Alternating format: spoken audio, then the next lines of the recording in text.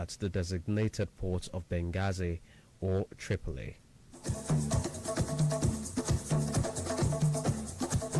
Given further details, the Minister of Sport had claimed that he had escalated the matter to the Confederation of African Football and that the Super Eagles would no longer play the match, earlier scheduled to happen later this week.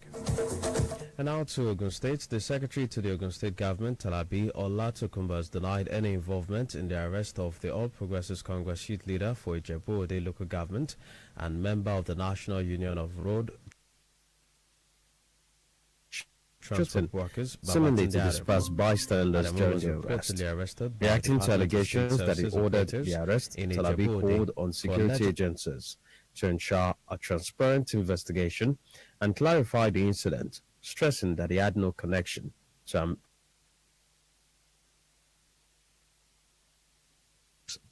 Lagos, where Speaker of the Lagos State House of Assembly, Mudashiru Obasa, has urged lawmakers to strengthen the legislative arm for future governance. Speaking at a 3-day budget retreat in Abeokuta, Obasa said such action was important to leave lasting legacies, accountability, and responsible oversight functions. Obasa stressed that the executive must also comply with approved budgets as this become law once passed, and called for every committee report to be presented on the House floor to ensure transparency. Earlier, Clerk of the House, Olaleko Nofeko, encouraged lawmakers to gain new insights from the retreat for improved governance.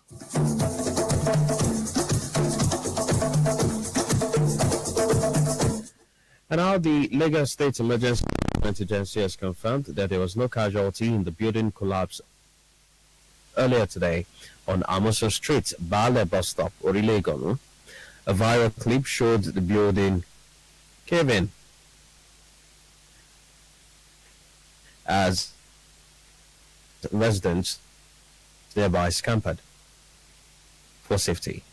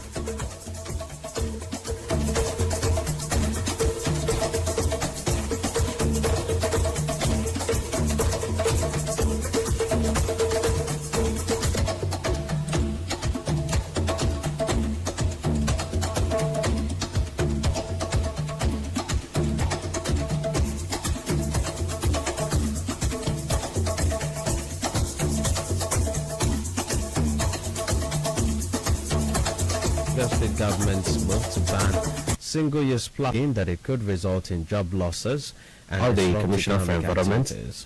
Speaking to Adamimogo FM, the residents called on the state government resources to reconsider the ban, stressing the potential impact on everyday life and the importance of affordable options for clean water.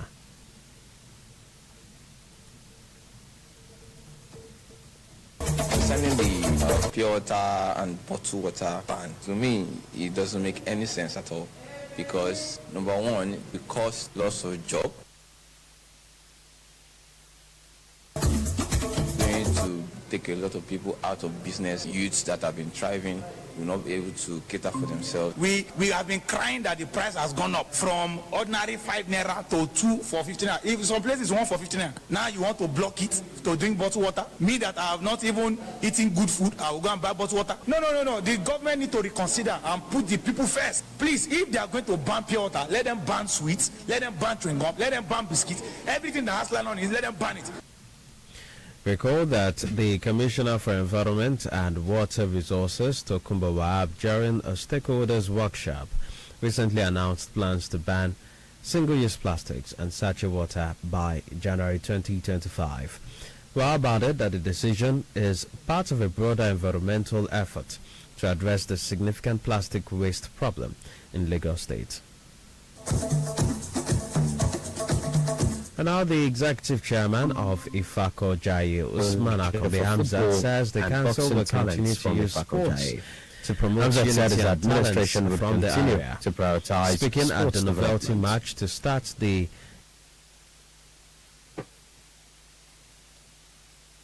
that we have partnership with sport bodies, skimmish and all that, and they just took like 4 of our under 16 abroad for a competition, and one of them have been signed in Ifakoja. We have been able to produce the World Banter Championship, the female World Banter, and she went to the Mega Championship in London, and she won the heavyweight. So in all ramifications, we've been doing a lot of sports.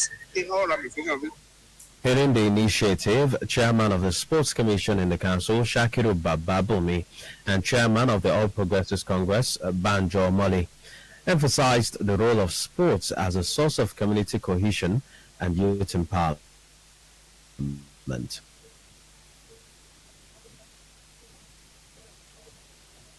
you know, sport as a whole is an avenue to engage the youth, to give them a means of livelihood. And this will not be his first time of doing this. I think the government should please step up in the renovation of the stadium in Lagos State. What we are saying is that this is a good thing. Having the betting match, you know what is that the betting match? It's where you exercise yourself. All these people that are playing, most of them are over 50, 60 or 30. We are really trying, especially our chairman, because he push out anybody, even both girls and boys. Prior to attending the novelty match, the chairman held a stakeholders meeting in preparation for the 2025 fiscal year, promising to consolidate on existing projects and embark on building new schools and road projects. Fortune Omoshola is on standby at our Ibadan station to tell us more about the consultations Governor Seyi Makinde has been having about the budget. Hello, Fortune.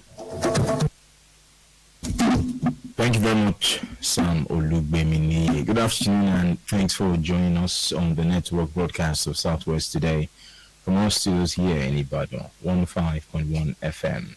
My name is Fortune Omoshola. These are some of the stories we are tracking at this moment. A media aide to the senator representing Oyo Central Senatorial District, Yunus Akintoye, says Nigerians are suffering because they lack the requisite information to thrive better. The media aide, Kunle Olatunji, spoke today on Adamimogo 105.1 FM current affairs program Inside Scoop, alluding to the information gap within the leadership of President Bola Tinubu. He said the president would have sailed fine with some of his long-term but seemingly harsh policies if they were decrypted by his information handlers. Olatunji, however, blamed Nigerians for straying away from certain policy protocols of government that would have benefited them.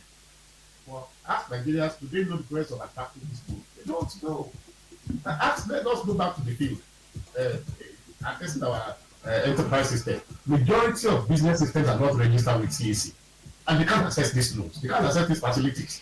People are shortchanging themselves for not registering their businesses, for not doing what is ideal, for not paying their taxes. That's another aspect of governance that we have failed. Olatunji, who once served as a special assistant on media to a former governor for your state, the late Abiola Ajimobi, said the stalemate being experienced in Nigeria's oil and gas industry can be better addressed if government commits sincerely to the revolving concerns. In a separate matter, there are renewed assurances that the submissions of stakeholders in Oyo State would be part of the 2025 budget. Governor of the state, Seyi Makinde, gave the assurance while speaking at the closing ceremony of the 6th Zonal Stakeholders Consultative Engagement that held in the Ibarakwa area of the state. According to him, his government, among other things, is willing to make farming more profitable for farmers in the Axis and Oyo State at large.